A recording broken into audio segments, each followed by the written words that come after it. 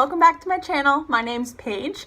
If you're new here, go ahead and subscribe. I do lots of different videos, everything from cooking videos to daily vlogging, and today I'm doing the Truthful Mom Tag. This is a collaboration with Sarah from the Mama Lounge. If you have not seen her channel, it will be linked down below.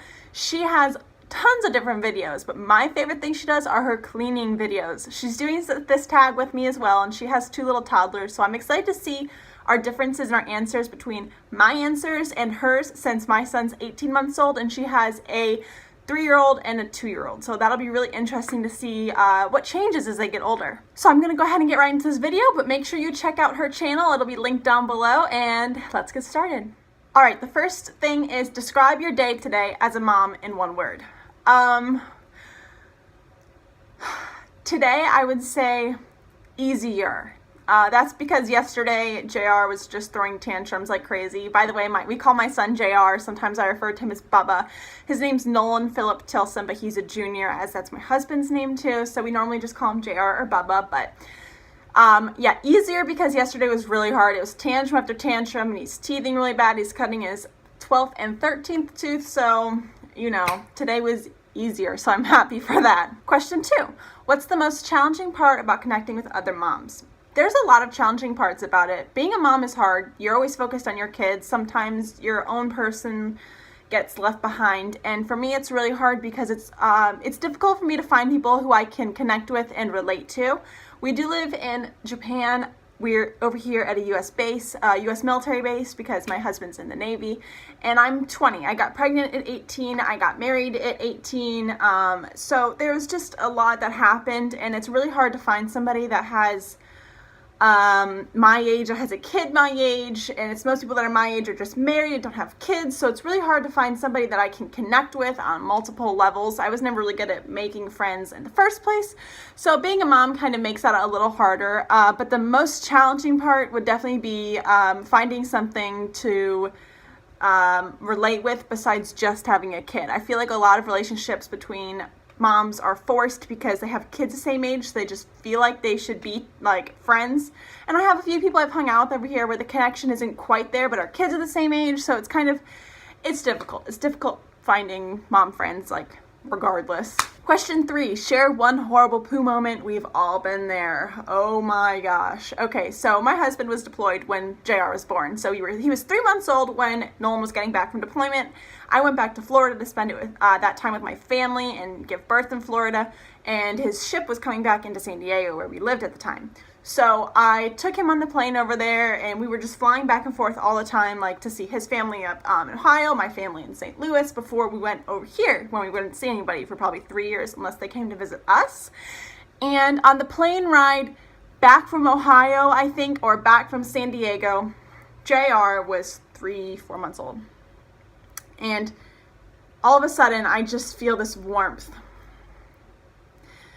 He had pooped all over. It exploded out of his diaper. It got over all of his clothing. It got over my jeans, my shirt. I picked him up and carried him, because he was sitting on me, to the bathroom on the airplane, and I was trying to rinse out his clothes, get the poop off of them. Thank God I had plastic bags in case of something like that, and had to put them all in the plastic bags, and it was just, I had poop stain on me, and yeah, it was really nasty because it was Nolan, myself, and then another person right next to us. So when she saw that happen, she just was kind of like, yeah, I have kids. Like, I feel so bad for you. Definitely the worst poo moment because I wasn't able to easily clean it up. I was in a tiny little airport, not even airport, the tiny little airplane bathroom. So that was horrible.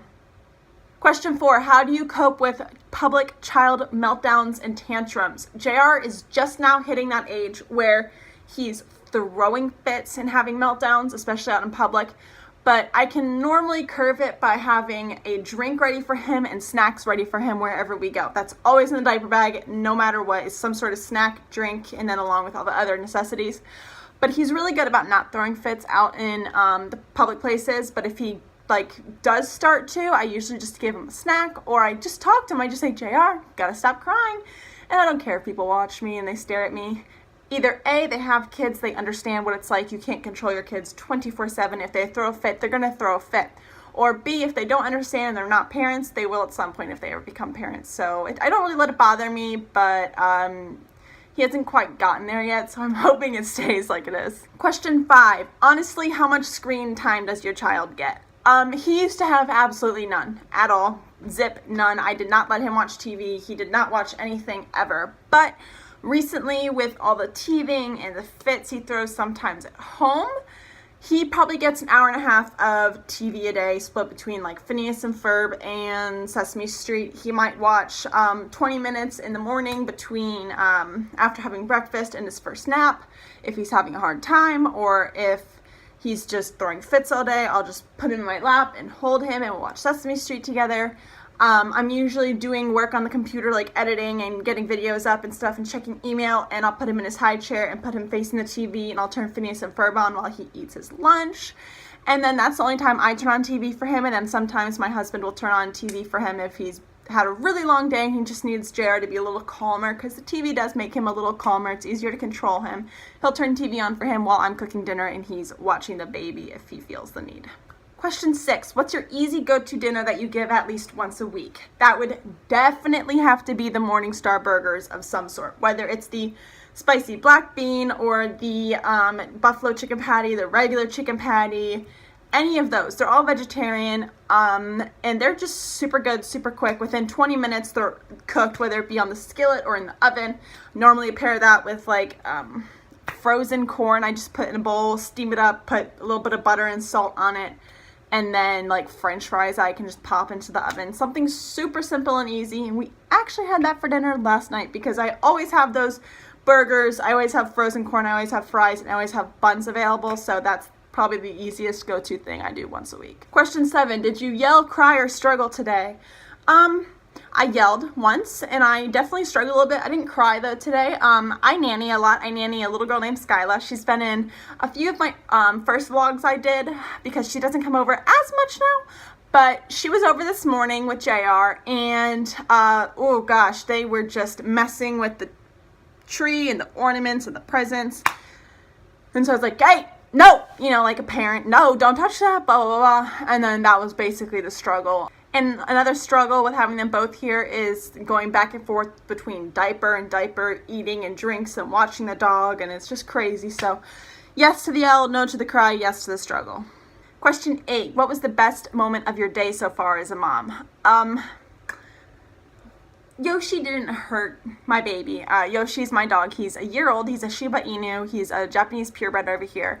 And him and JR play really hard, but if JR doesn't get his way, he'll cry. And so he was crying today, and Skyla was here. Sometimes I let him cry it out, sometimes I don't. But I didn't really want Skyla to pick up on the fact that JR was crying and then she would start crying. So I went ahead and picked him up and was just holding him and had his little neck on my neck and was just rocking him. And he let me, and he never lets me do that stuff anymore. It's like he's too old for it. And he just let me cuddle him and like soothe him and make him feel better. And that was definitely the best part of my day so far as a mom. Question 9. What's your secret guilty pleasure to reward your mom life? Oh gosh. YouTube. I love YouTube. I love not even just making YouTube videos. I love watching YouTube videos all the time, whether it be Sarah's cleaning videos or Beauty Guru's makeup videos, or just be another daily vlogging, like mom family style vlog. Like I love YouTube. I love everything about it. YouTube. And then for food, I feel like I get 2 answers here. Cool Whip. The tub of Cool Whip, I'll eat that with a fork or a spoon right out of the tub. It's horrible, it's fattening, I don't care, it's delicious. That's my guilty pleasure when it comes to food. Question 10, how often do you experience mom guilt? Not nearly as much now as I used to. I used to experience mom guilt a lot because I got a job at a bar and I was a bartender for a while, just for some extra money right before the holidays. But going to work, I would leave at like 6 o'clock, right before 6, and I always just felt so bad, even though I'd been with JR every day, all day, and I had never had a job since he'd been born. Just leaving him for that hour and a half before he went to bed, I felt so guilty, like I should be there, and I should be cleaning him, and I should be with him, and I should be reading him a story, and I should be singing him to bed. I think mom guilt isn't talked about a lot and I think it happens to almost everybody. I don't want to speak for everybody, but I've definitely experienced it, even over little stuff. Like, I don't want to take date nights sometimes because I feel guilty for leaving my child, and I just... It's hard to deal with. It's hard to know when the mom guilt is too much and you should try and ignore it. But overall, yes, I've experienced mom guilt, and I experience it probably once or twice a week, even over little stuff like, oh my gosh, did I give him enough vegetables today? Or oh my gosh, did he have enough water today? I also think that just comes with being a mom sometimes. And as a younger mom, I sometimes feel like I'm judged and I'm criticized more, but that doesn't bother me. That's how life is. If you want to have your opinions, go ahead. I know I'm a good mom. I know JR has the best life he could have right now, and yeah, so probably once or twice a week, but it's getting better. I think the older I'm getting and the more I'm learning about myself and how to parent in new styles, I think it's getting less. And question 11 is, share one taboo thing about motherhood you think should be talked about more. If you've watched my channel, you probably know what I'm going to say. It's definitely breastfeeding. I will say that breastfeeding has become more of a talked about subject recently in the past few years, but I still feel like there's so much ignorance about it and people don't really know about it, and I'm such a big breastfeeding supporter. But don't get me wrong, if you don't want to breastfeed or you can't breastfeed and formula is a better choice for you or your family or your baby, that's you. Do you. Fed is best. Don't get me wrong. But breastfeeding is something I feel very strongly about. I did it for 15 months. I was really upset when it ended. And I feel like people don't talk about it very much because people can be rude, people can be snippy, people can have harsh judgments, they can say mean things.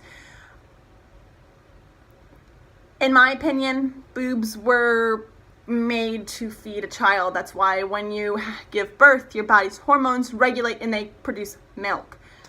The milk is specifically made for your baby. Like, it's just, I feel like breastfeeding really needs to be normalized more and more and more, and I do my part in that. But I definitely think that breastfeeding is something that needs to be talked about more, because I still feel like there's a lot of people who don't understand or think of it weird or just think it's odd when it's one of the most natural things a mother can do for her child. I tag everybody who's watching this. I want you to go ahead and make a video and tell me the answers you have, or even just put your answers down below in the comments. All the questions will be typed out in the description box. Alright, so that was the end of the tag. That was all the questions, and I hope you liked this video. If you did, make sure to give it a thumbs up. Make sure to hit that red subscribe button, and I will see you guys in my next video. Bye!